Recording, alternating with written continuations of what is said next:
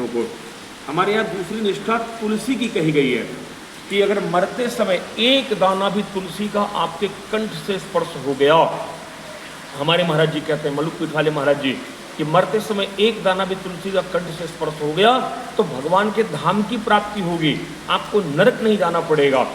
आप सोने की, चांदी की, डायमंड की माला पहन ले, जरूरी नहीं कि आपका कल्याण हो जाएगा, लेकिन मरते समय एक दाना भी आपके कंठ से स्पर्श रहेगा तो भगवान के धाम की प्राप्ति हो जाएगी। ये तुलसी की महिमा है।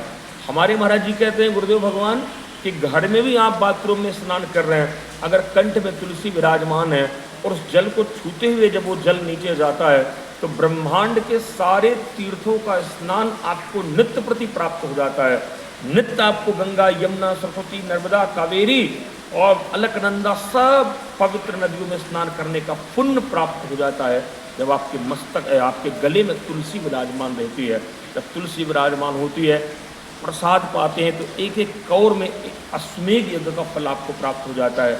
वो प्रसाद साक्षात आपका दाल चावल भी जगन्नाथ जी का प्रसाद बन जाता है। जिसके कंठ में तुलसी रहती है, जिसके कंठ में तुलसी रहती है, कहते हैं कि मर रहा पेड़ी, उसकी चिता अग्नि संस्कार हो रहा है, आपने एक दाना तुलसी, मान लीजिए तुलसी नहीं डाली, आपने गले से तोड़ के अपने से एक तुलसी का दाना भी डाल दिया तो उसके जीवन भर के पाप चलकर भस्म हो जाते हैं और भगवान के धाम की प्राप्ति करता है।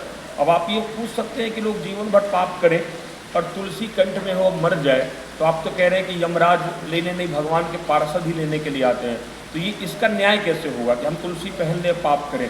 तो हमारे महाराज जी ने एक बार कथा में कहा था कि जो व्यक्ति तुलसी पहने पहने पाप करता है, मान लीजिए आपसे पाप हो गया तो अब तुलसी आपके गले में है तो भगवान के धाम की प्राप्ति होगी।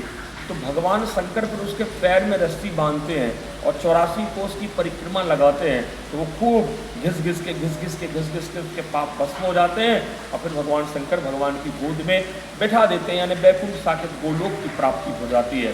तो भैया प्रतिज्ञा पूर्वक तुलसी अवश्य धारण करें।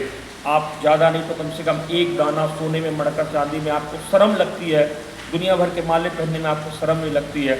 कई जगह तो माताएं कहती हैं कि सदवा पहने विधवा, दुनिया भर के अंधविश्वास। तो प्रतिज्ञा पूर्वक अगर मनुष्य का शरीर आपको प्राप्त हुआ है तो आप जैसे ब्राह्मण में जनेऊ नित्य प्रति पहनना चाहिए, उसी प्रकार वैष्णवों को तुलसी अवश्य धारण करनी चाहिए। तुलसी पहन के जब आप राम राम जपेंगे तो एक राम नाम भी हजारों राम नाम के बराबर हो जाएगा, एक कथा भी हजारों कथा का लाभ देगी। कोई भी पुण्य काम करेंगे तो उसका फल हजारों करोड़ों गुना हो जाएगा अगर कंठ में तुलसी विराजमान रहेगी। हमारे महाराज जी कहते हैं कि हम सब तो भोग्य हैं और भगवान भोगता है।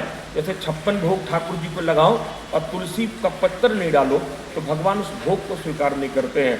उसी प्रकार हम कितने भी उच्च कुल में हो, कितना भी सुंदर शरीर हो, देव पूजा सब करें, लेकिन जब कंठ नहीं रहेगा तो भगवान हमारी पूजा को स्वीकार नहीं करते हैं। और जैसे ही कंठ में तुलसी विराजमान होती है तो भगवान, जैसी भी हल्की भी पूजा होगी, हल्का भी जप होगा तो भगवान हमें स्वीकार कर लेंगे। तुलसी पड़ गई यानी हम भोग हो गए, भगवान भोगता हो गए।